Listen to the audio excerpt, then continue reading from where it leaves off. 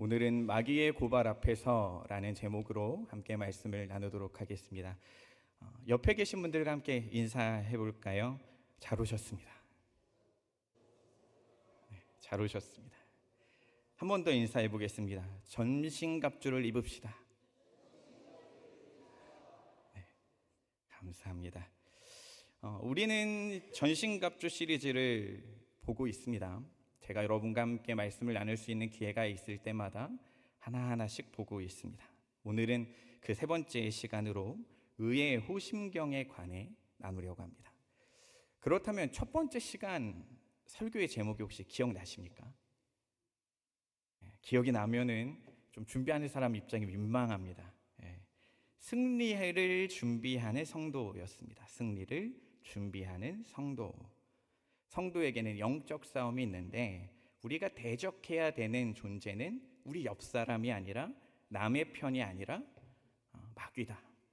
그리고 그 마귀를 이미 승리하신 하나님께서 승리한 것을 우리는 확인하며 이 삶을 살아가야 된다 말씀드렸습니다. 그리고 두 번째로는 진리의 허리띠를 매자라고 말씀드렸습니다. 진리를 우리의 삶의 중심에 두고 허리를 동이자.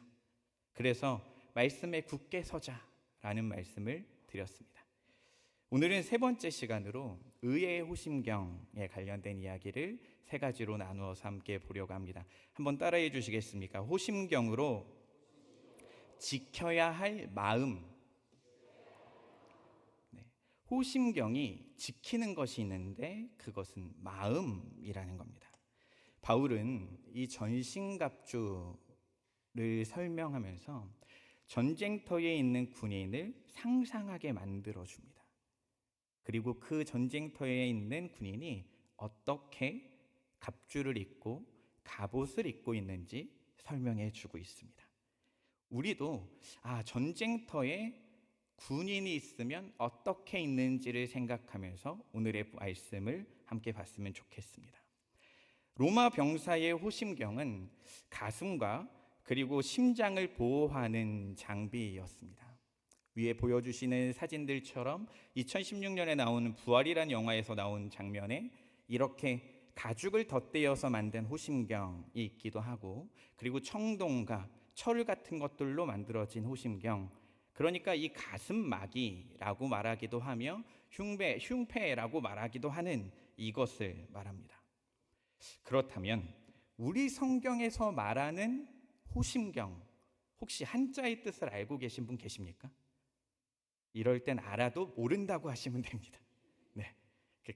설명하는 입장이 신나지 않겠습니까? 보호할 호자에 마음 심자, 거울경자로 써서 마음을 지키는 것이 호심경이라고 말합니다. 여러분 마음에 손을 한번 얹어볼까요? 이렇게 우리의 마음에 손을 한번 얹어보겠습니다. 우리는 마음에 손 얹으라고 하면 이 심장에 손을 얹고 내려보셔도 됩니다. 그리고 마음이 아프면 심장이 내려앉았다라고 말하기도 합니다. 그런데 이 유대인들은 이 마음이 어디에 있다고 보통 말할까요? 우리처럼 심장? 이 예레미야 애가 2장 11절을 보면 이런 표현이 나옵니다. 창자가 끊어진다. 속이 뒤틀린다. 우리에게는 마음이 심장에 있다면 유대인들에게는 이 마음이 이 장기 쪽에 있었다는 것이죠. 그러니까 호심경이 있다라는 건 유대인들의 마음을 지키기 위한 것이라는 것으로 이해할 수 있습니다.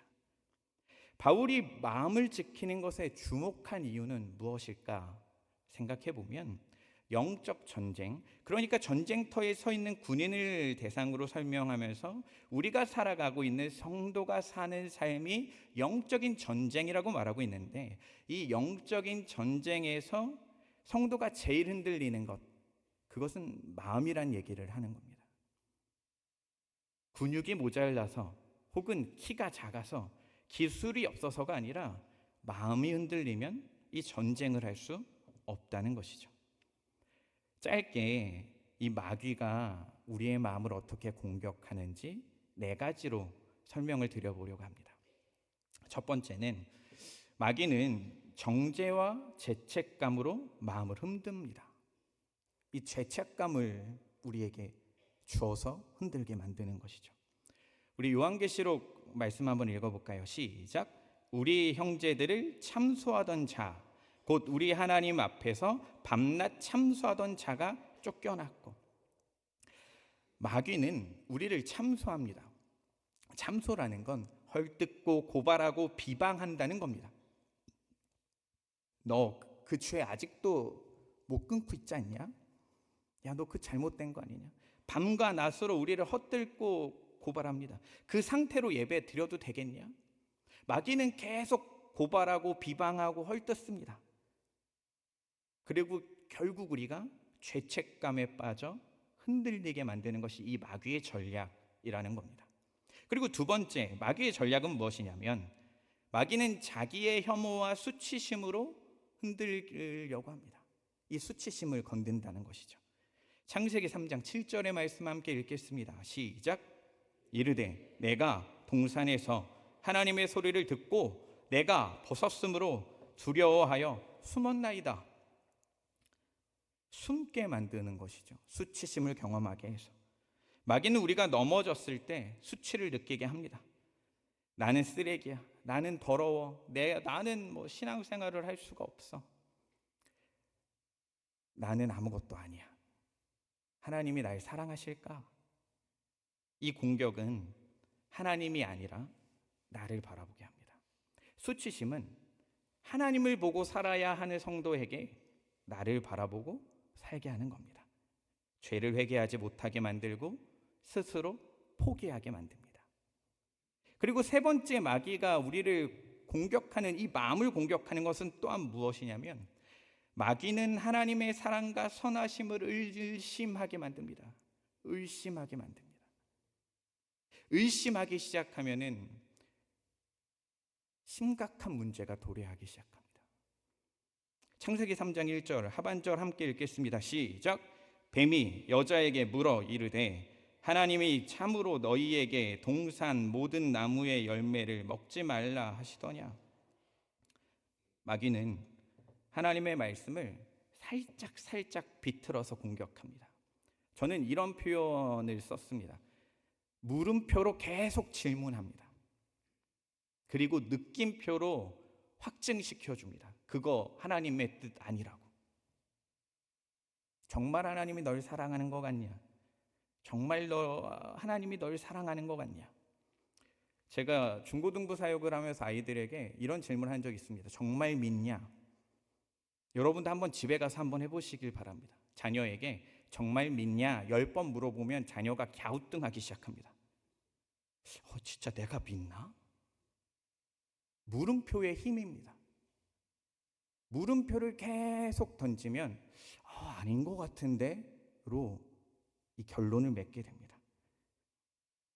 고난이 찾아올 때거나 응답이 더딜 때이거나 그런 생각이 들면 하나님이 정말 나를 사랑할까 의심하게 만듭니다. 마귀는 계속 우리의 마음을 다양한 방면으로 공격합니다. 마지막으로 네 번째입니다. 마귀는 영적 교만과 자기의 의로 마음을 흔듭니다. 영적 교만을 줘서 흔들어 버립니다. 한번 함께 고린도전서 10장 12절 읽겠습니다. 시작. 그런즉 선줄로 생각하는 자는 아멘. 마귀는 때론 우리에게 이렇게 속삭입니다. 넌 남들보다 괜찮아. 너는 다른 사람보다 잘하고 있어. 그 정도면 훌륭하지. 성경도 읽고 헌금도 하고 예배도 나오고 너 같은 사람이 어디 있어? 겉으로는 안정적으로 보이는 신앙을 향해 교만한 마음을 불어넣어 줍니다. 복음이 아니라 이 자기의 의를 무장하게 만드는 것이 마귀의 공략 방법입니다.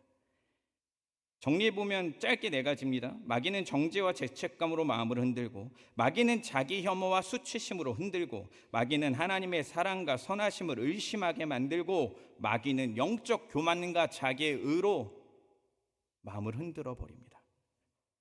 마귀는 정말 다양하게 공격합니다. 여러분, 이 공격 가운데 한 주간 잘 사셨습니까? 사실 쉽지 않은 것이 성도의 삶인 것 같습니다. 그러나 여러분 포기하지 마십시오. 낙심하지 마십시오.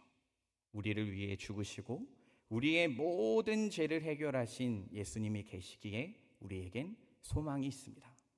바울이 오늘 이 말씀을 전하는 이유는 이 소망에 관한 것입니다. 두 번째 대지입니다. 바울이 호심경과 의를 연결한 이유입니다. 호심경이라는 것은 마음을 지키는 것이었는데 이것을 의라는 것과 함께 연결합니다. 바울은 왜 의라는 것으로 이 호심경과 연결했을지 말씀을 이렇게 읽었습니다. 그리고 저는 처음에 의의 호심경이라고 해서 의는 우리가 아는 것처럼 하나님이 인간을 의롭다고 칭하여 주신 그런 칭의를 말하는 거겠구나 하고 묵상을 이렇게 했습니다.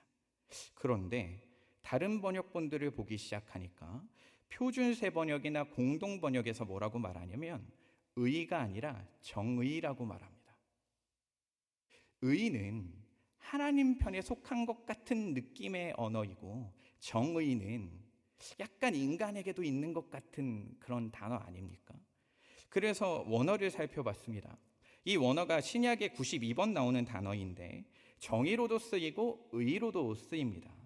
그리고 인간과 하나님 관계에 쓰일 때, 인간과 하나님의 관계에 쓰일 땐 칭의의 개념으로 쓰이고, 그리고 인간이 지켜야 하는 삶의 모습으로 쓰일 땐 이 도덕적인 의로움, 그러니까 우리가 하나님을 믿어 성화의 과정을 걸어간다 할 때의 그 의로움을 이야기하는 겁니다. 그래서 조금 더 확인해 봤습니다. 확실하게 봐야 되니까 에베소서의 문맥에서 의가 어떻게 사용되는가를 찾아보니 에베소서 안에서는 의가 두 가지로 사용됐습니다. 첫째는 하나님의 선물로 주어진 의, 하나님이 우리를 의롭다 칭하신 이 의라는 것이고, 두 번째는 우리가 착한 행실을 하는 것, 도덕적인 의를 이루는 것, 우리가 예수 그리스도를 믿어 예수 그리스도를 닮아가는 그 성화의 과정이라고 볼 수 있는 이 도덕적인 의까지도 이야기하고 있는 겁니다. 그러니 오늘 에베소서 마지막으로 등장하는 6장의 의의 호심경은 이 두 가지를 모두 이야기할 수 있다는 것이죠. 놀랍지 않습니까? 와, 놀라웠습니다. 왜냐하면 저는 칭인 줄만 알았습니다. 그런데 균형 있게 에베소서는 말하고 있었던 겁니다. 그렇기 때문에 14절에서 이야기하는 의의 호심경을 말할 때 우리는 이 의를 두 가지로 함께 나누어 보면서 보도록 하겠습니다. 하나님이 선물로 주신 의라는 것 함께 묵상해 보도록 하겠습니다.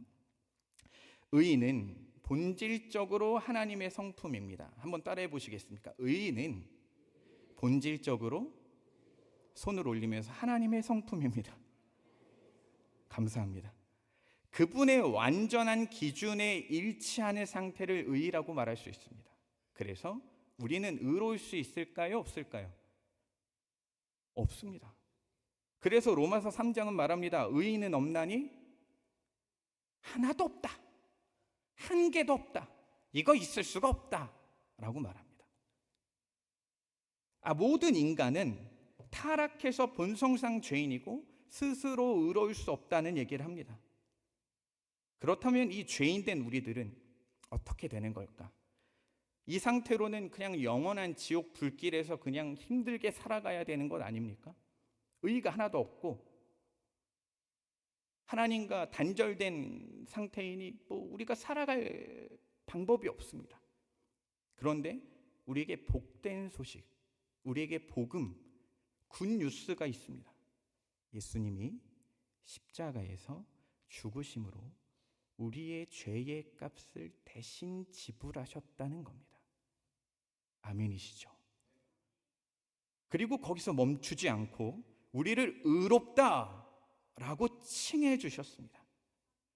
우리의 의로움은 예수님의 칭함으로 말미암고 이 예수님이 칭해 주신 이 의로움으로 말미암아 우리는 하나님과 단절된 관계가 화목하게 되어졌습니다.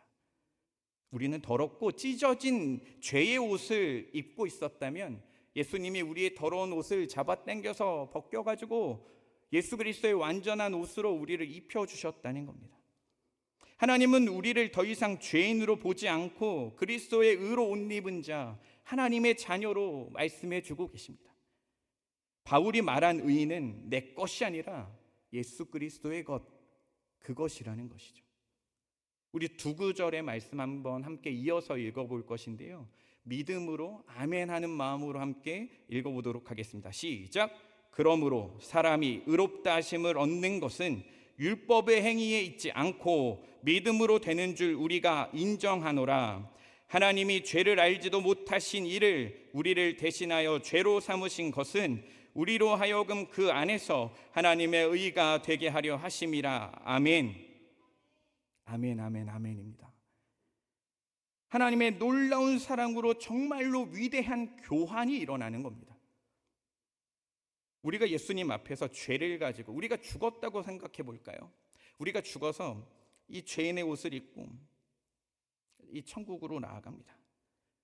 그랬더니 이 천국문 앞에서 예수님께서 기다리시면서 죄의 목록을 가지고 살아왔던 우리를 향해 그 죄의 목록을 뺏으시고 예수 그리스도께서 피 흘리셔서 의의 목록을 우리에게 주시면서 너는 의롭다 라고 말씀해 주시는 겁니다. 여러분, 예수님이 너는 이제 나의 의로 덮여졌다, 내가 너의 죄를 가져가고 너는 나의 의로운 자리를 가져가라 라고 말씀하시는 이 장면이 그 어떤 비유로도 설명할 수 없는 놀라운 은혜입니다. 나는 죄인이고 나는 죽어 마땅한 자여야 하는데 예수님의 의가 나를 덮어서 깨끗하게 되었다. 이 교환은 단지 감정적인 위로가 아니라 하나님의 법정에서 선언되는 실질적 판결입니다. 이것이 복음이고 이것이 칭의이며 의의 오심경을 붙이는 행위라고 볼 수 있습니다. 예수님은 우리의 죄를 입으셨고 우리는 그분의 의를 입게 되었습니다. 이 교환으로 인해 우리는 마귀의 고발과 하나님의 심판 앞에서 자유로워집니다. 다른 것으로 자유로워진 것이 없습니다. 내가 통장에 10억이 있어도 예수 그리스도의 의를 모르면 지옥 가는 겁니다. 내가 아무리 잘생겨도 예수님의 의를 모르면 구원을 누릴 수 없는 겁니다. 여러분, 우리는 마귀의 고발과 하나님의 심판이 얼마나 무서운지를 기억하시길 바랍니다. 그리고 우리가 함께 담대하게 살았으면 좋겠습니다. 나의 의가 아니라 예수 그리스도의 의로 나는 덮어진 자이니 나는 그것으로 산다. 그렇다면 도덕적으로 지켜야 하는 의란 무엇일까요? 두 번째 의, 성화의 가정이라고도 이해할 수 있는 이 도덕적인 의는 무엇일까? 성화란 단어는 내가 이미 받은 구원의 은혜에 감격해서 하나님이 기뻐하시는 모습으로 조금이라도 닮아가려고 살아가는 그 모습의 그 과정을 말합니다. 성화는 옷을 갈아입는 것으로 설명할 수도 있습니다. 죄인은 우리에게 위대한 교환이 일어났습니다. 더러운 옷을 벗고 이제 새 옷을 입었습니다. 그러면 새 옷을 입은 사람답게 사는 겁니다. 여러분, 혹시 양복을 입고 낮잠 주무시는 분 계십니까? 양복을 입고는 잘 안 잡니다. 잠옷 입고 자지 않습니까? 우리의 옷은 삶의 모습을 나타냅니다. 그러니 성경도 말하는 겁니다. 너는 새 옷을 입었다 라고 말이죠. 그리고 또한 이렇게도 성화를 설명할 수 있습니다. 입양된 것으로 말이죠. 그 집안의 사람답게 사는 것, 입양된 자가 살아가야 되는 모습 아니겠습니까? 행동하고 자라나는 모든 과정에서 이 집의 분위기와 문화와 이런 것들을 살아가게 됩니다. 우리는 하나님의 자녀로 입양됐습니다. 값을 지불하여 사게 된 입양된 자들이라는 겁니다. 이 두 가지의 개념을 가지고 이어서 에베소서 4장과 5장을 함께 읽어보겠습니다. 시작. 하나님을 따라 의와 진리의 거룩함으로 지으심을 받은 새 사람을 입으라. 빛의 열매는 모든 착함과 의로움과 진실함에 있느니라. 아멘. 우리는 내가 의롭다 칭함 받아서 막 살아도 되는 게 아닙니다. 나는 의의가 있으니까, 예수님이 덮어주신 의의가 있으니까 그냥 막 살아도 되는 게 아닙니다. 우리에게는 또 다른 의의가 있습니다. 예수 그리스도를 따라 그 삶을 살아가는 것입니다. 정직한 성품을 가지고 살아가는 겁니다. 우리가 그렇게 살지 않으면 마귀는 그 틈을 타서 우리를 유혹합니다. 우리가 정직하지 못하고, 우리가 성실하지 못하고, 우리가 하나님을 닮아가지는 못하는 모습들을 붙들어 마귀는 또한 공격할 것입니다. 그러니 의로운 삶은, 도덕적인 의의는 우리의 호심경, 이 마음을 지키는 강한 보호막이 되는 것이죠. 이제 질문으로 돌아가겠습니다. 왜 바울은 이 의의를 호심경에 비유했을까? 그 이유는요, 의의가 성도의 중심을 지키는 진리이기 때문입니다. 마귀는 성도의 정체성과 하나님과의 관계를 끊으려고 합니다. 너는 하나님 앞에 설 수 없다고 계속 마귀는 고발할 겁니다. 너는 성도가 아니라고, 그렇게 살아가는 너는 아무것도 아니라고 말할 것입니다. 그때 우리는 말해야 합니다. 나는 내 행위로 서는 것이 아니라 그리스도의 의로 서는 자다. 나는 내 삶의 공로와 노력이 아니라 예수 그리스도의 의로 산다. 이것이 진리가 우리에게 주어지는 자유입니다. 여러분 함께 생각해 보십시오. 어떤 사람이 법정에 섰습니다. 검사는 그의 죄를 조목조목 고발합니다. 그의 죄는 분명합니다. 그리고 판결을 받을 때 판사는 분명히 유죄를 판결해야 하는 상황이라고 보여집니다. 그런데 판사가 무죄를 선고하게 됩니다. 말도 안 되는 일이죠. 왜요? 예수님이 십자가에서 우리의 죄를 대신 담당하셨기 때문에 위대한 교환으로 말미암아 우리는 무죄가 돼버렸습니다. 나는 아무것도 한 것이 없고, 나는 아무런 노력도 한 것이 없는데 무죄가 돼버렸습니다. 이것이 복음 아니겠습니까? 성도 여러분, 우리가 오늘도 마귀의 고발 앞에서도 당당히 설 수 있는 이유는 우리가 의롭기 때문이 아닙니다. 우리가 노력했기 때문이 아닙니다. 우리가 헌금했기 때문이 아닙니다. 우리가 몇십 년 교회를 다녔기 때문이 아닙니다. 마귀의 고발은 끊임없지만 우리가 하나님을 의지할 수 있는 이유는 그분의 의가 나를 덮었기 때문입니다. 위대한 교환이 우리에게 일어났기 때문입니다. 마지막 세 번째입니다. 마귀의 고발을 말씀으로 맞서시기 바랍니다. 마귀의 고발에 말씀으로 맞서려면 말씀이 있어야 합니다. 지금부터 여러분이 외울 수 있는 성경 말씀을 세 구절 한번 함께 이어서 한번 암송을 해보도록 하겠습니다. 세 구절입니다. 시작.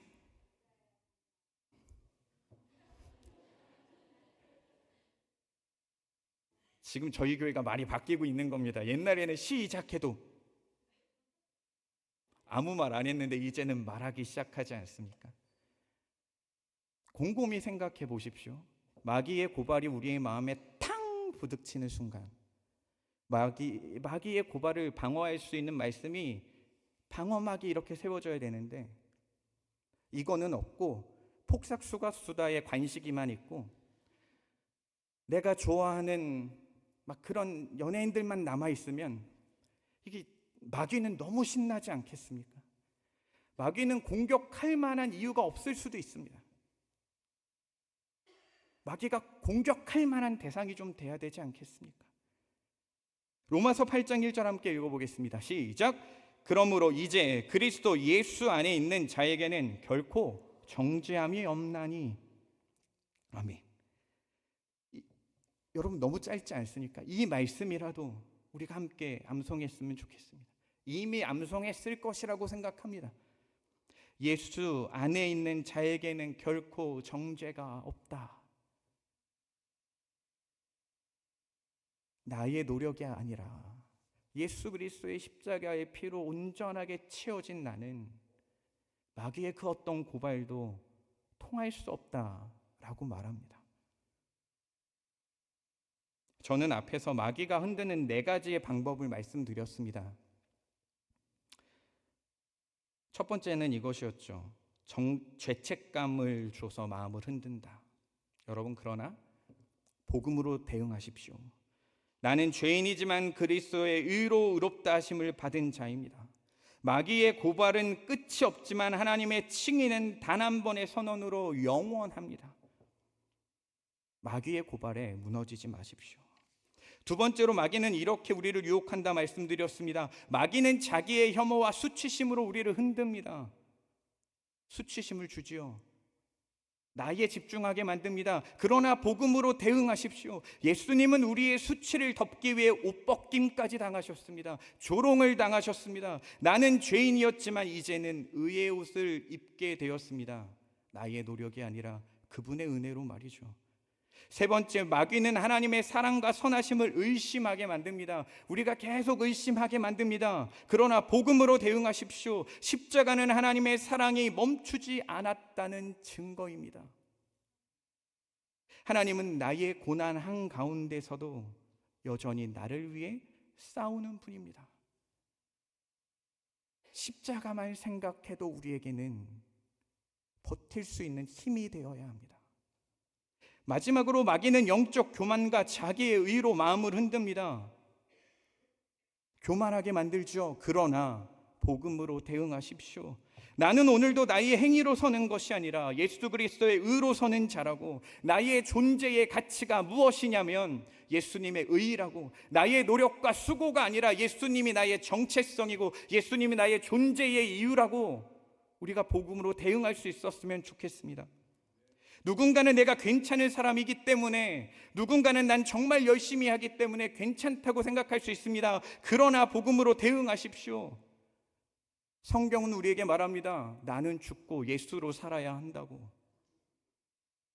저는 청소년 사역을 13년 정도 했습니다.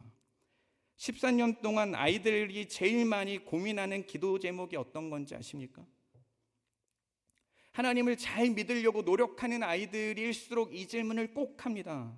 뭐냐면, 목사님, 저는 하나님을 정말 사랑하는데 반복적으로 짓는 죄 앞에서 아무것도 할 수 없네요. 이 반복적으로 짓는 죄를 어떻게 해야 됩니까? 마귀가 계속 고발할 겁니다.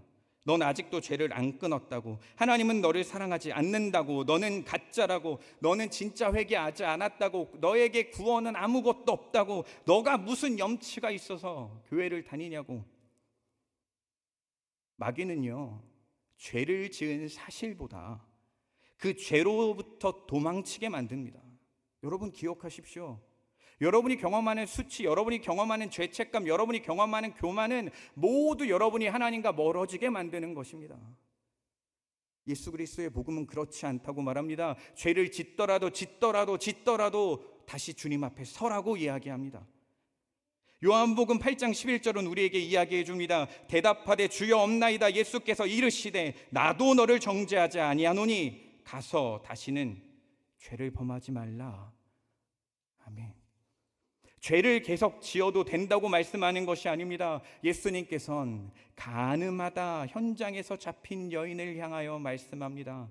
성도는 죄로부터 도망치는 사람이 아니라 하나님 앞에 다시 서는 사람이라고.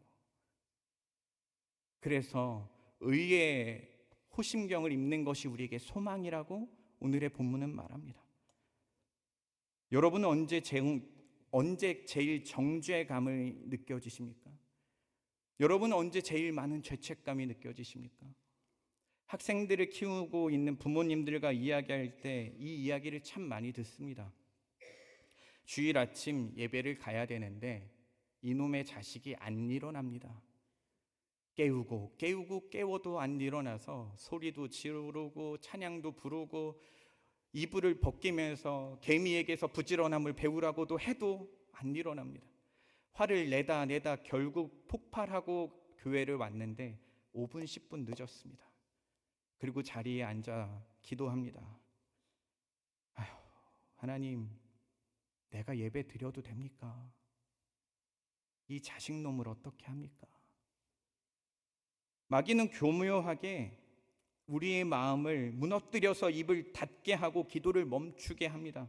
우리의 실수, 우리의 죄책감을 붙들고 우리를 무너뜨리려고 합니다.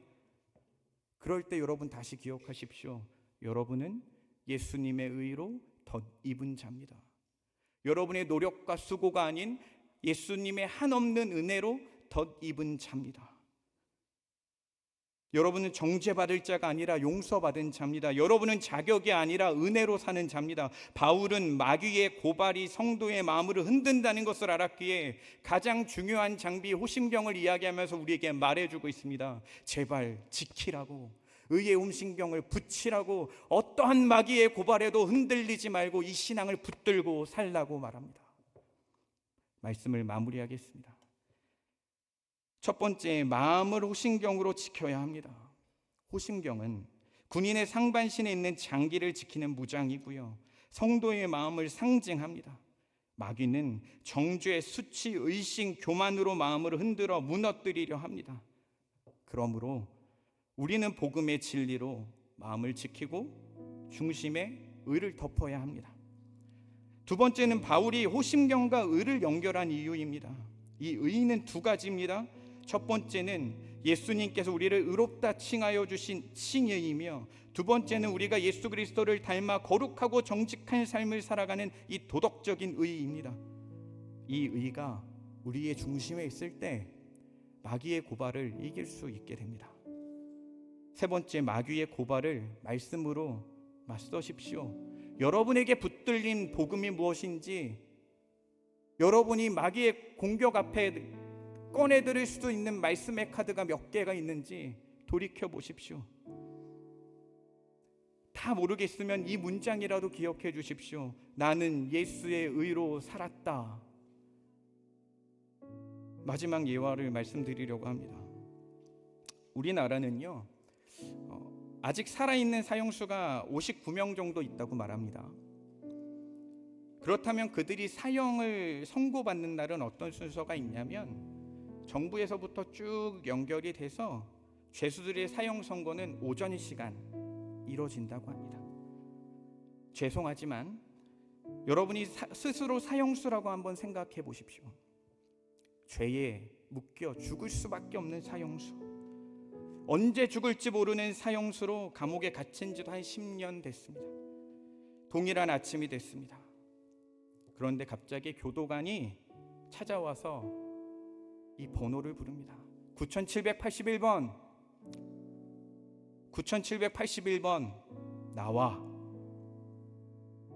온몸이 싸늘해지고 직감으로 알게 됩니다. 아, 이제 죽는구나. 죽음의 무게가 엄습하고 불안하고 두렵고 떨림이 다가옵니다. 그리고 우리나라는 사형수에게 종교적인 면담이나 마지막 식사를 제공하고 유언이나 편지를 쓰게 해주는데, 그 순간 뭐가 생각났겠습니까? 두렵고 떨림의 마음으로 이 사형수가 복도를 나와 죽음의 현장으로 걸어가게 됩니다.